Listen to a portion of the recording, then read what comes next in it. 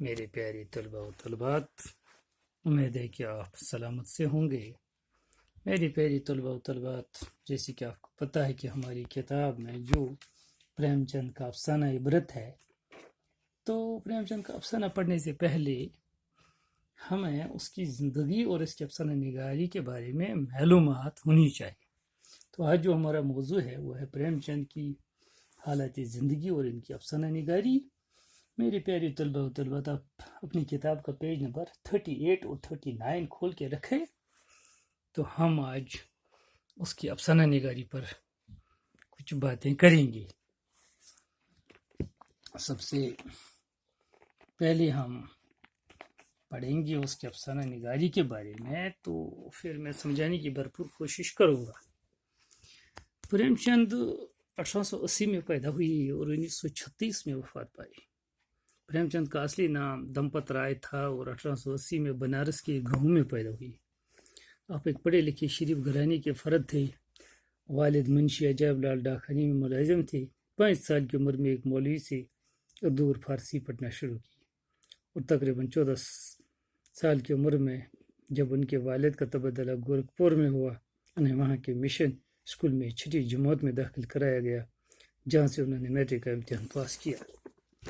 میری پیاری طلباء و طلبات، پریم چند کا جو اصلی نام تھا دمپت رائے تھا۔ تو 31 جولائی 1880 کو وہ اتر پردیش کے ایک شہر بنارس کے قریب ایک گاؤں میں پیدا ہوئی۔ یہ گاؤں ہے بنارس۔ ان کے والد جو ہے منشی عجائب لال، جو ڈاک خانے میں کلرک تھے۔ بچپن میں پریم چند کی والدہ کا انتقال ہوا۔ ابھی میرے پیارے طلباء و طلبات، پریم چند نے میٹرک کا امتحان بھی پاس نہیں کیا، یعنی 10ویں جماعت کا امتحان بھی پاس نہیں کیا تھا کہ ان کا باپ کا انتقال ہو گیا۔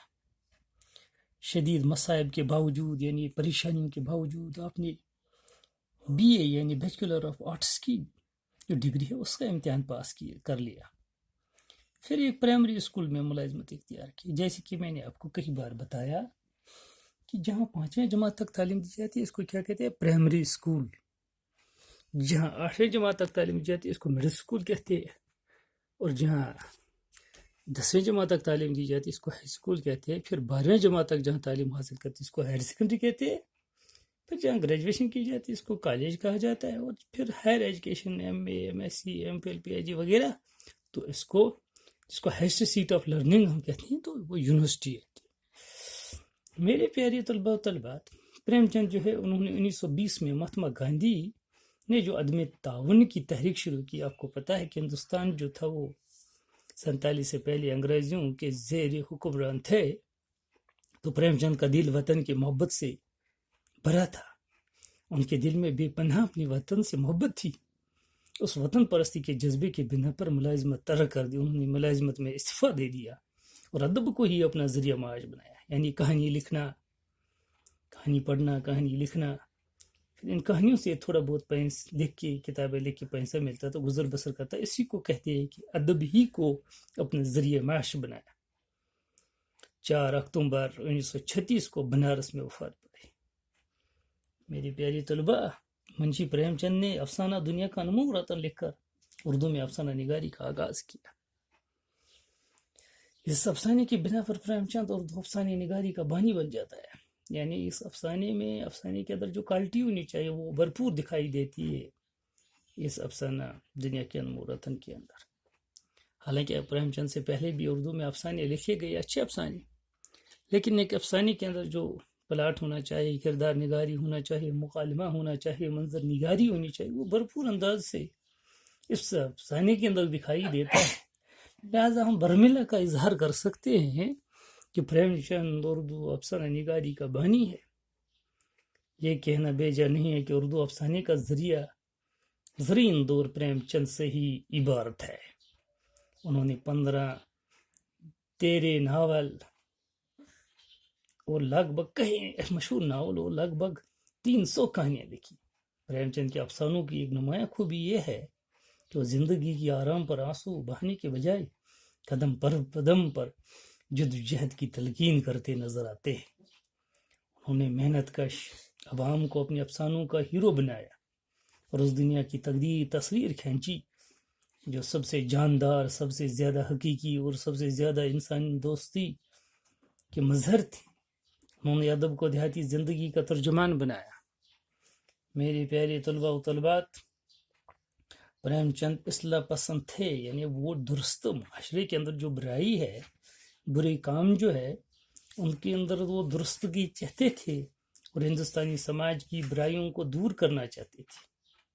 ہندوستانی سماج میں جو برائیاں ہیں، خاص کر جو ستی کا رسم تھا، یا جو گاؤں کے بڑے لوگ جو ہوتے، چودھری جو ہوتے، وہ کسانوں پر کس طرح ظلم و ستم کرتے تھے، یا بچپن میں ہی کم عمر میں ہی جو لڑکیوں کو گاؤں میں شادی کی جاتی، مختلف برائیں تھیں۔ ان برائیوں کے خلاف اپنی قلم کے ذریعے پریم چند نے ایک قسم کا جہاد کیا ہے۔ ہندوستان میں غریبوں پر ظلم، سرمایہ داروں اور مذہب کے ٹھیکیداروں کی زیادتیاں، نیچے ذات والوں کا دوسروں کو حقیر سمجھنا، جیسے کہ ہندو کے اندر جو برہمن ہے وہ نچلی ذات جو ہے، وشنو، شدر، ہجر، ہرجنز، ان پر طرح طرح کے ظلم کرتے تھے۔ تو پریم چند یہ صورتحال دیکھ کر بڑا متاثر ہوئے تھے، تو انہوں نے اپنی قلم کے ذریعے، اپنی کہانیوں کے ذریعے، افسانوں ناولوں کے ذریعے ان چیزوں کے خلاف لکھا ہے۔ اور اس طرح بے شمار برائیاں تھیں جن کے خلاف پریم چند نے اپنے قلم کے ذریعے اپنے افسانوں میں ایک قسم کا جہاد کیا۔ پریم چند کے افسانوں کا موضوع دیہاتی زندگی، یہاں کے رسم و رواج، دبلا کچلا سماج، عورتوں کے مسائل، بچوں کی نفسیات، وطن پرستی اور وطن دوستی کے علاوہ زندگی کے مختلف رنگ و ادب ہے، روپ ہے۔ زمینداروں کی جو چیرہ دستی، اخلاقی کمزوری، معاشی ظلم اور بیواہوں کی بے کسی کے خلاف پریم چند نے اپنی قلم سے لڑتے رہے، حالانکہ بہت حد تک وہ کامیابی ہو چکے ہیں، اس لیے انہیں قلم کا سپاہی بھی کہا جاتا ہے۔ یعنی پریم چند کو اگر قلم کا سپاہی کہا جائے تو صحیح ہے۔ پریم چند کے افسانوں میں زبان کی صفائی، سادگی اور روایتی، آج تو بہت سارے لوگ افسانے لکھتی، لیکن پریم چند کی زبان میں جو ہے اتنی صفائی ہے کہ عام انسان بھی یہ کہتا ہے کہ میں نے یہ جانا گویا یہ بھی میرے دل میں ہے، جیسی اسی کی دل کی بات کہی۔ یعنی اس کا جو لفظ جو استعمال کرتے ہیں، حالانکہ اس کے بہت سارے افسانوں میں ہندی الفاظ، سنسکرت الفاظ دکھائی دیتے ہیں، لیکن زبان کے اندر بھرپور صفائی ہے۔ پریم چند نے ہندی کے ساتھ ساتھ پلاٹ کے جو حسن کو قائم رکھنے کی کوشش کی۔ پریم چند نے ہنر مندی کے ساتھ ساتھ پلاٹ کے حسن کو قائم رکھنے کی کوشش کی۔ پلاٹ جو ہوتا ہے نا، وہ موضوع ہے، جیسے کہ میں نے کئی بار اپنے طالب علموں کو بتایا کہ افسانے میں جو ہوتا ہے، پلاٹ جو ہوتا ہے، کردار نگاری جو ہوتا ہے، منظر نگاری جو ہوتا ہے، یہ تو ضروری ہے۔ تو پریم چند کے جو مکالموں میں جاندار حقیقت جھلک رہی ہے، منظر کشی اور کردار نگاری آپ کے فنی کمال کا ثبوت دیتی ہے۔ الغرض مدعا اور مقصد یہ ہے، مختصر ہم یہ کہہ سکتے ہیں کہ پریم چند ہماری ان تخلیقاروں میں سے ایک ہے جن پر اردو زبان کو ناز ہے۔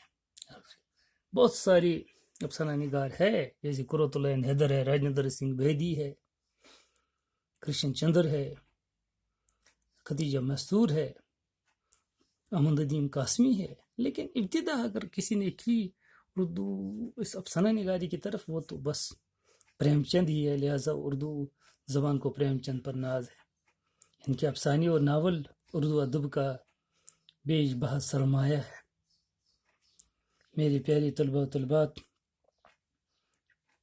پریم چند نے بہت سارے افسانے اور ناول لکھے ہیں، جیسے پریم پچیسی، پریم بتیسی، فردوس برین وغیرہ ان کے مشہور افسانوں کے مجموعے ہیں۔ جیسے میں نے یہاں لکھا بھی ہے کہ ان کے بہت سارے افسانے مجموعے ہیں، لیکن میں کچھ ایسے زیادہ مشہور ہے جن میں سوز وطن، پریم پچیسی، پریم چالیسی، فانوس خیال، اور بہت سارے ناول انہوں نے لکھے جن میں گودان، میدان عمل، بازار حسن وغیرہ ہے۔ ہماری کتاب میں جو افسانہ ان کا ہے عبرت، آپ دیکھیں گے کہ عبرت میں کس طرح انہوں نے ایک استاد کا جو فلاٹ بنا دیا اپنے افسانے کے اندر، کہ وہ کس طرح اپنے پیشے سے نالا ہے، اور آخر پر پریم چند نے اپنی فنی کمال کے ذریعے بتایا کہ کس طرح پنڈت چندر در کو یہ احساس ہوتا ہے کہ میرا جو پیشہ معلم کا پیشہ ہے وہ کتنا اچھا پیشہ ہے، کتنا عظیم پیشہ ہے۔ وہاں بھی پریم چند نے اپنی قلم کے فن کے ذریعے یہ بات واضح کی کہ کس طرح ابتدا سے آخر تک ایک قاری کو، پڑھنے والے کو دلچسپی رہے کہانی سے، تو اس طریقے سے اس کہانی میں ایک کشش ہے۔ وہ جب ہم پڑھیں گے اس کا افسانہ تب پتہ چلے گا کہ پریم چند کا قلم کا کمال ہی کتنا اچھا ہے۔ بہرحال یہ عظیم اردو کا ثبوت، اردو کا ایک اچھا افسانہ نگار جو ہے، یہ 1936 کو اس جہاں سے چلے گئے۔ شکریہ۔